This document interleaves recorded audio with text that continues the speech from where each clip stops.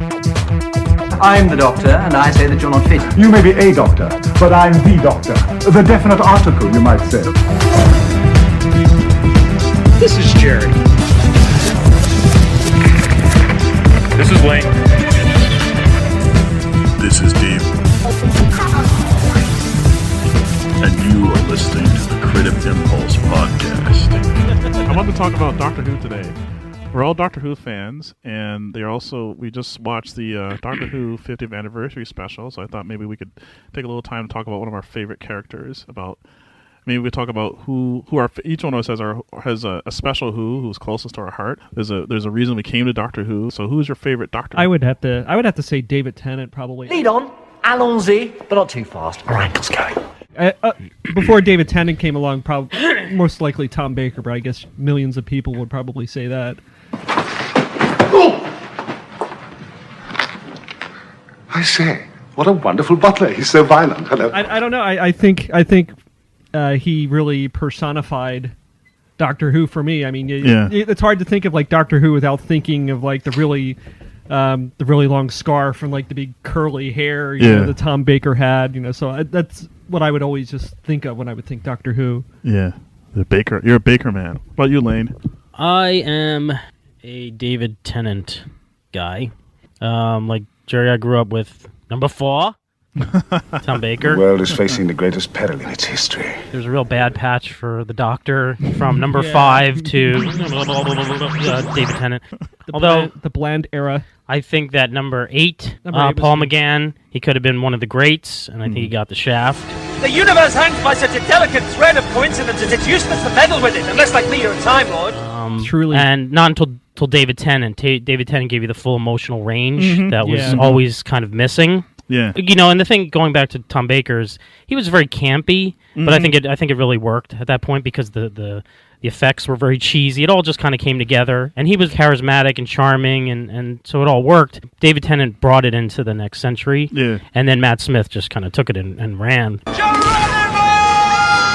Just this awesome sense of outrage that David Tennant's character brought. Whenever there was some kind of a wrong, you really. He really did the outrage thing very well. Don't play games with me. You just killed someone I like. That is not a safe place to stand. I'm the Doctor, and you're in the biggest library in the universe. Look me up. How was it that you guys came to Doctor Who? How did you discover it? PBS, yeah. Tom Baker. Yeah. Mm-hmm. Yeah, there was a period where I was watching Tom Baker stuff like every week. I think maybe starting from like the end of the John Pertwee stuff until like the Tom Baker. They were showing like the episodes in like chronological order, and then they came to the Peter Davison stuff. It's like, okay, well, this is where I get off. Well, the thing about the Tom Baker series is that was so striking about it is how cheap it was in comparison to all the other things that were on TV and available at the time. So you'd flip through the dial, and you'd see like these, World War II movies and Magnificent Seven and these epics, and then you come to this, really cheesy show where the set is cheap. Well, nothing's perfect. But then actually you'd watch it because it's so out of the ordinary, and you'd start getting caught up in the story. Yeah. So that's why I sort of liked Doctor Who, is it became more about the ideas. It wasn't about trying to capture you with visuals so much, because they just didn't have the budget for that. Now where we're at with Doctor Who with Matt Smith is like everything, they've got the budget. Quality of the show is at its highest level. It is cinematic. You sit down, you watch Doctor Who now, it's like you're watching a film.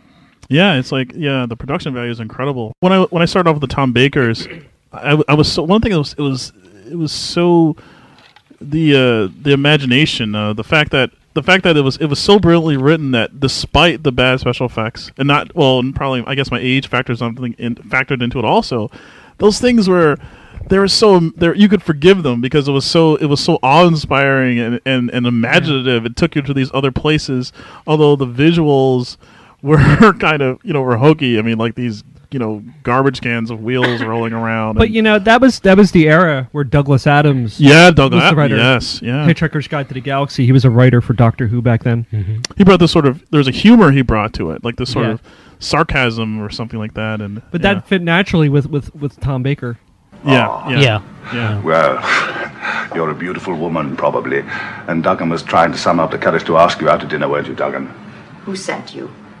Who sent me what? Tom Baker was incredible. He seemed like he was a game-changing doctor. When I watched, I was started when I was that age, and I started watching Doctor Who. I remember I watched his whole run, and then when the other doctors came on, none of them ever seemed to live up. No. None of them seemed to have that energy that Tom Baker had. Mm-hmm. None of them were as fresh as Tom Baker. It felt like the ones before Tom Baker were, they were kind of dry and slow. He's using his mind to turn your strength against yourself. Now, go back into the TARDIS. But then then after Tom Baker, they're all just trying to be Tom Baker. So to me, Tom Baker is who do you feel was trying to be Tom Baker? I thought all of them were. I thought they were all just shades of Tom Baker. I mean, I would guess. I mean, kind of up until Tennant. Tennant kind of was so. Tennant was number so, 6. He even had the last name Baker. What a copycat! What was it in the curly hair? Doctor? You're expecting someone else? I... That's 3 eyes in one breath. Makes you sound a rather egotistical young lady. What's happened? Change, my dear. And it seems not a moment too soon. To me, he was like Baker wannabe, but he actually was a Baker. I thought he was Tom Baker on crack, actually, because he had the jacket like Tom Baker, but it was like just spastic. He did? Well, it was someone else. He had this long coat, and it was like spastic. It was a pop art nightmare. Yeah, it was crazy, and he was so spastic compared to Tom Baker, and he was pompous. But actually, the funny thing was. Well, back when I was a kid and I watched it, I actually liked him. I was like, finally, somebody kind of like Tom Baker. I kind of liked this guy a little bit after Colin. Those were your confused years. The guy after who's the guy who Peter came Davison. Out? Peter Davison was so. He felt so bland. He was vanilla. Yeah. Although I'm liking him more now, but then I was just after Tom Baker. I was like, what the hell were they thinking? Maybe they're just thinking, let's do something different. You do not recognize me now, but we are known to each other. You are mistaken. Take him away. No, wait, please. In an earlier regeneration, you knew me as the Doctor. The Doctor? Well, I would say Matt Smith's my second. Who's your first? Behind Tennant, yeah. Oh, okay. And then probably number 4. Because I think Matt Smith, he is just so damn good. He really just...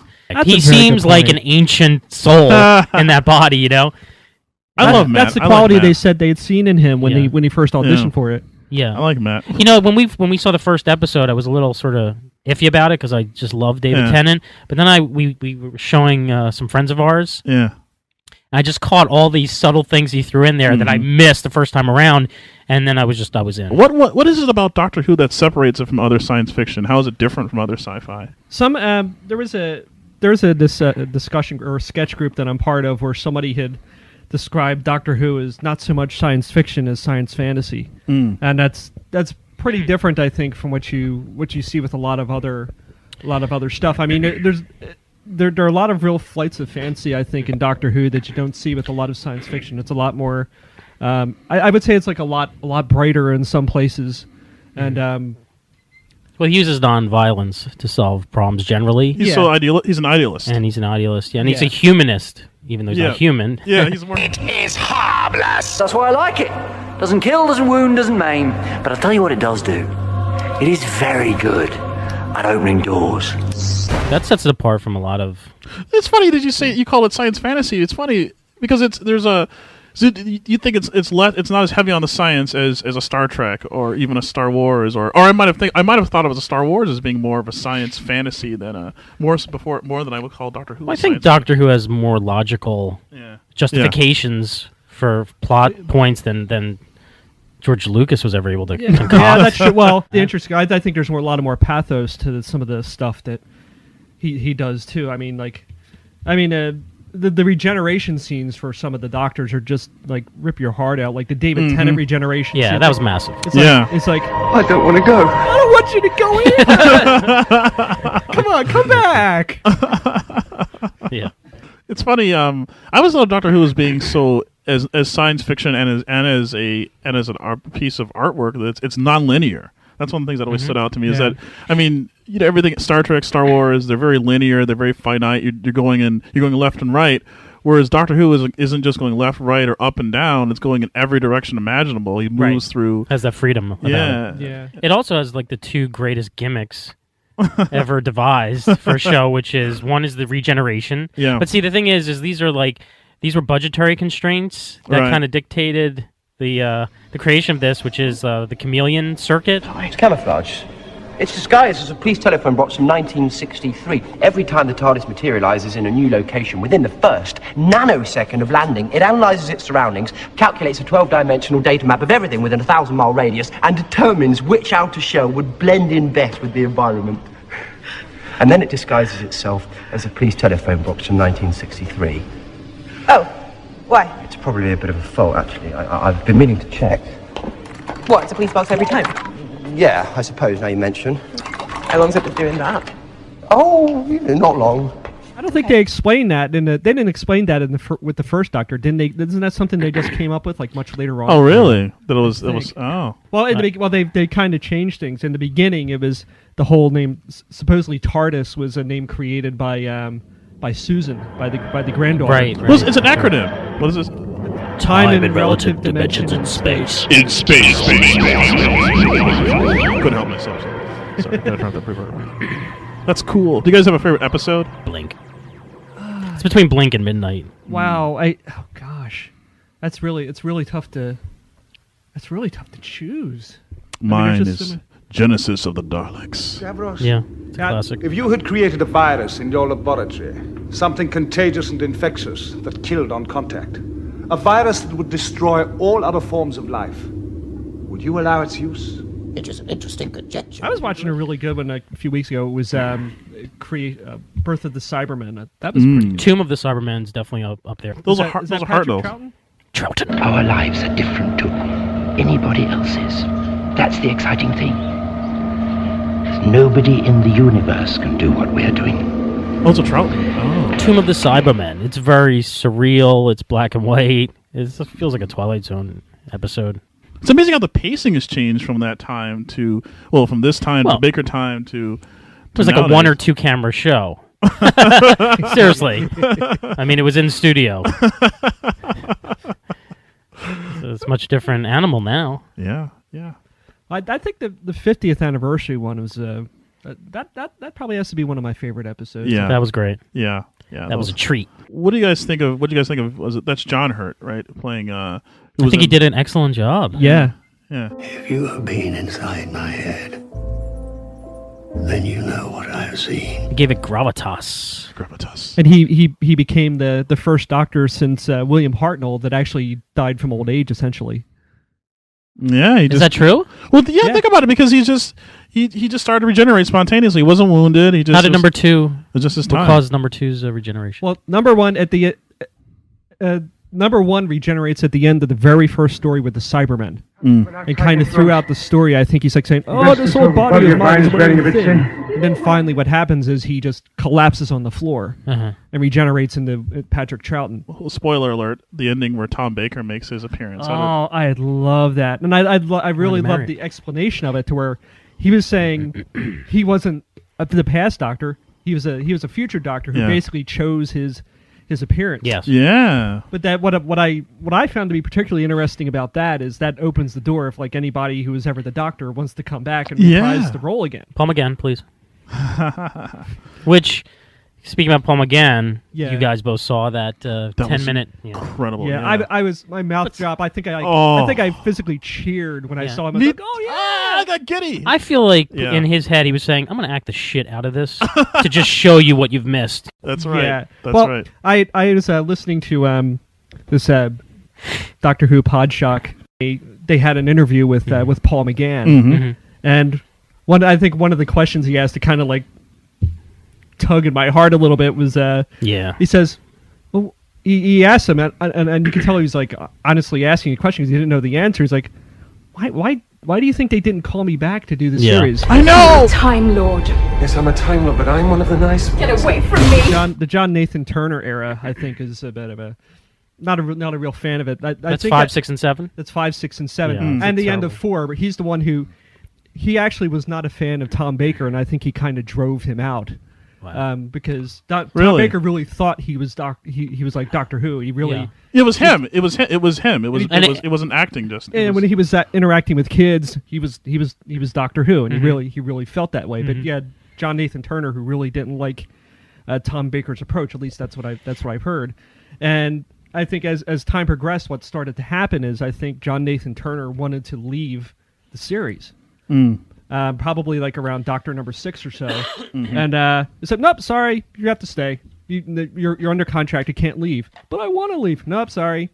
Wow. And so they wouldn't let him leave. So, I mean, you had a guy who really didn't want to be there. And with Doctor number 6, to make matters worse, you had the guy who was running the BBC was going with, like, Colin Baker's ex-wife. There's something else going on here. The High Council has no right to order Perry's or anyone else's death. And so, I mean, you talk about like a miserable situation to where, you know, for like Colin Baker's, like his boss was his wife's new boyfriend. Let me ask you this: what about Doctor Number 7? It seemed like they're pumping this kind of vigor back, and they were trying to rekindle. I have to say, I did like from stuff I've seen of him. That's right. Yes, you're going. You're gone for ages. You're already gone. You're still here. Just arrived. I haven't even met you yet.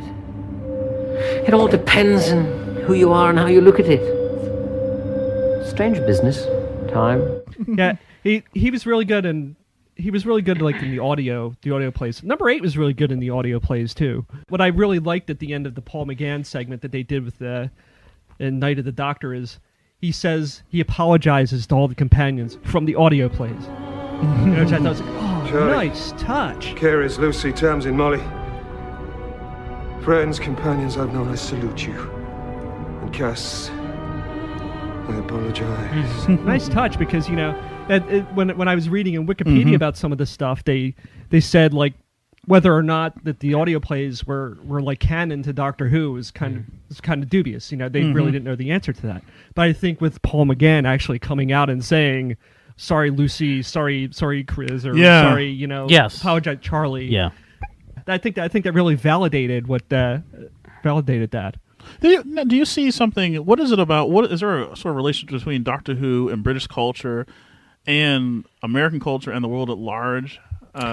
Is there a significance to Doctor Who as a sort of a representative of British fantasy? There's some, you know when you think about it, many of our top fantasy icons are these British characters: Sherlock Holmes, James Bond, and Doctor Who. So what is it about? Well, they fashioned this after Sherlock Holmes, with Moriarty being represented by the Master. The Master. I love the Master. I thought we might have a little chat.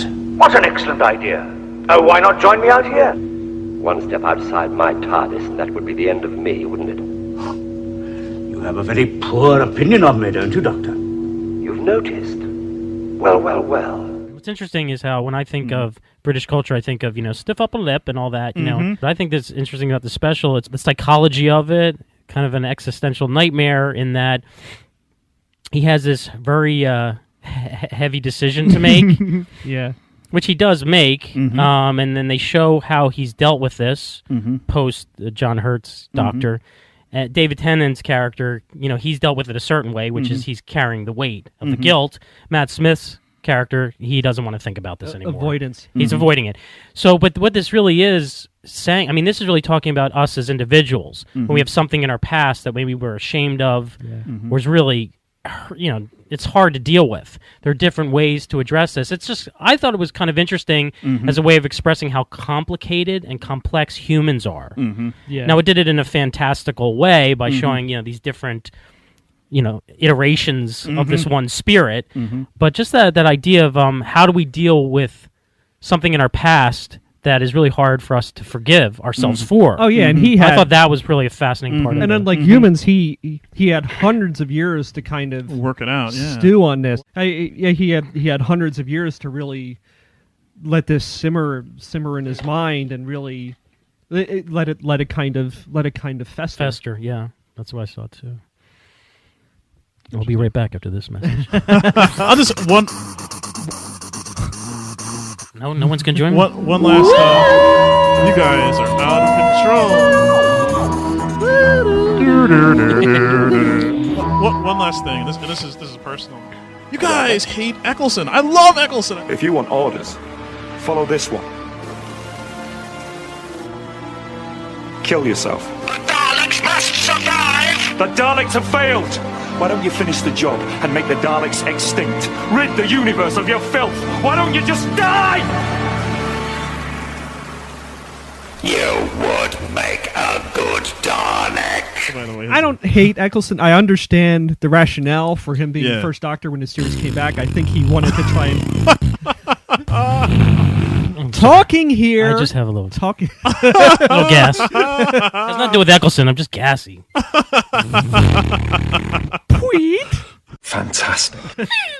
But I think he wanted to come up with a I think the justification for Christopher Eccleston, I think it'd be more logical to have somebody like a Christopher Eccleston when the series came back than to like come up with like a John Pertwee when the series came back, because I don't think anybody could really relate like a 2000s audience could like relate to like a new Doctor who's like a John Pertwee. You know, it's funny. I read an article. I was reading an article in IO9, and they were saying it was either IO9 or Blaster or somewhere, and they were talking about how it was an interview with Moffat, and he was saying that he thought that the reason he had to invent this new Doctor for the 50th anniversary was because Eccleston, and this is something they you kind of picked this up a little bit when you watch that episode. He was a new Doctor. He was a freshly regenerated Doctor. He wasn't the Doctor who had destroyed the Time Lords and the Daleks in fire. So that was part of Well, what was interesting towards the beginning of the episode, he's in Rose's house and he looks at the mirror and he kind of like looks at the ears. Like, and he's kind of like, he sees himself in the mirror for the first time. Yes. That's right. Yes, that's right. That's right. Well, I kind of wonder. There must have been some like serious bad blood. Like, I thought it was interesting. I heard like an interview with like David Tennant, where somebody had asked him, it's like, well, did you ever think of like not doing the 50th anniversary show? And he said, oh, well, it'd be kind of churlish to say no when they asked me. And that made me think, it's like, well, Christopher Eccleston said no, so I kind of wonder if that's Well, that sort of present them a problem in the 50th in that they had to really go back to Tennant, as opposed to where it should have really started back with number 9. Yeah, I think I remember a quote from Christopher Eccleston saying, "Oh well, I wish them well, but I'm not going to participate." Mm-hmm. But I mean, don't you think that tripped them up in terms of their plans? Yeah, how they were going to write that story. I mean, it would have been interesting to see the three of them side by side. It would have been interesting to see like the David Tennant Doctor and the Christopher Eccleston Doctor like interacting. Although the thing I was talking about earlier, Moffat was saying that he realized that it really wasn't necessary to have Eccleston because Eccleston was, he was this new Doctor. It was really about telling this. He realized that the Doctor he wanted to do a story about the Doctor, but he was carrying the anger. He still, but so did. But I believe that Tennant and Matt, in a more diluted form, were still carrying the anger also. But to actually show, so having him would have been a nice thing. But he realized that he needed to create. There was a missing Doctor because who was the guy who actually did destroy Gallifrey, because he realized it wasn't McGann and it wasn't Eccleston. There was some other personality in between there that did that had actually committed the act of genocide. What was interesting? I think he had said. I think the War Doctor had said something. The War Doctor. He had said something. I think that might justify like the Peter Capaldi. Coming in, and he said that he basically said that the Matt Smith and David Tennant Doctors were like children. They acted like children. Yeah. Which makes you wonder if that's why they're choosing like an older. Wow. That's your Tennant thing. Wow. Which occasionally Matt Smith references. He'll do that. I think one thing that it was Moffat, or who's the guy before the showrunner before Moffat? Russell Davies. They were both talking. One of the things that changed, I think, in the new Doctor that wasn't as strong in the original Doctor, or at least it was more of a subtext, was that it's about the characters more. It's like these guys say, the new showrunners all say that Doctor Who is about the relationship between Doctor and his companions, more so than the aliens, more so than the plots. It's about relationships, which is a very new thing. That's a good point. Yeah. I mean, because if you think about that with regard to like the first Doctor, it wasn't really about him, his relationship with him and his companions. It was about the monsters of the week and stuff. And it was interesting. You watch like the first episode of Doctor Who. He's kind of a sinister guy. He's sinister, yeah. Now listen to me, both of you. You've taken the lock of my ship, and I want it returned immediately. You're in no position to threaten us. I don't make threats. But I do keep promises. And I promise you, I shall cause you more trouble than you bargained for. If you don't return my property. Yeah. And that thing, Adventure in Time and Space, they kind of touch on that to where somebody they come to like the people who are like writing the show or whatever, and they say, well, he's a little more sensitive. I think they go to like the guy who's supposed to be like William Hartnell, and they say, well, look, can you put a little more like your twinkle? It's like we brought you in for like the twinkle, Can we, can you bring more of that into the role? And so that was like the change after. After that, because you watch it, he's kind of an ominous figure, like in the first episode. Well, he did steal a TARDIS, Why did you run away from him in the first place? I was bored. What do you mean you were bored? Well, the Time Lords are an immensely civilized race. We can control our own environment. We can live forever, barring accidents, and we have the secret of space-time travel. Well, what's the wrong in all that? Well, we hardly ever use our great powers. We can simply to observe and gather knowledge. And that wasn't enough for you? No, of course not. With a whole galaxy to explore, millions of planets, eons of time, countless civilizations to meet. Well, why do they object to you doing all that? Well, it is a fact, Jamie, that I do tend to get involved with things. Oh, you can say that again. It's funny. You always think of the Doctor as a rebel, especially in these last several years where you got two young guys like Tennant and Smith, but it was really an old guy. This old guy, yeah. I mean, he looked like an old guy is what I'm saying. We all know he's old, but... Yeah, it's funny. What you're saying. I cringe. I used to cringe a little bit in the new Doctor, from Eccleston on to this new one. I guess I'm getting more used to it with Matt Smith, but when... the music change. They'd have this music that was more emotional in this series. Not just the adventure music, but there. Not that.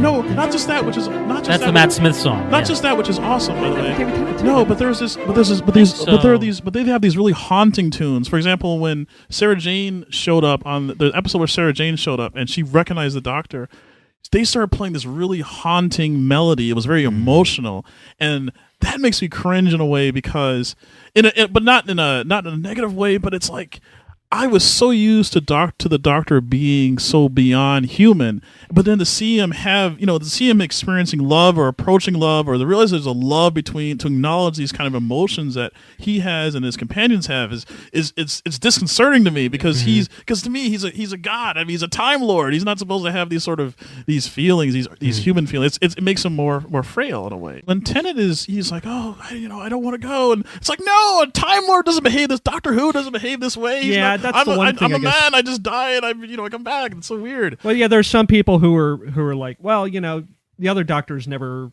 would say. But that he was a very emotional doctor. doctor. Yeah. I wouldn't say like Eccleston. You were asking about Eccleston. I wouldn't say that he. I just think he was the right actor for the role. Although he did the job. I think the only real misfire I can think of that the show's made is, and I think it was just for one season. I could be wrong about this, but the introduction of the show, usually it's just, we've got the music, we've got the TARDIS traveling through space, and that's it. But this particular series, it was from the point of view of Amy Pond. When I was a little girl, I had an imaginary friend. And when I grew up, he came back. He's called the Doctor. He comes from somewhere else. He's got a box called the TARDIS that's bigger on the inside and can travel anywhere in time and space. I ran away with him, and we've been running ever since. That was neat. You thought that was a misfire? I thought that was a total misfire, really? and I hated it. I agree. Because the show is not... No, because the show's not told from the point of view of the companions. It's about the Doctor. I like that break of formula. I like that. I like that they did that. I like that they played... It was kind of this... Like, the Doctor became the Mad Hatter, basically. And she was following him down. I'm not watching the Amy Pond show. I'm watching Doctor Who. I like that. She's one out of like 50 exactly. companions. Bingo. I like that. I like it. It's just Dave, shifting the camera. Leave the room. Oh, Dave, leave. No. You guys are dirty. You are dirty. All right. Well, we've been talking about Doctor for about 45 minutes. And we're taking your phone calls. The phone number is non-existent. 1-800. Thank you, Dave. Thanks for being here. Thank you. Thank you so much for being on our show. Thank you. Thank you. If you only knew the power of a good doctor.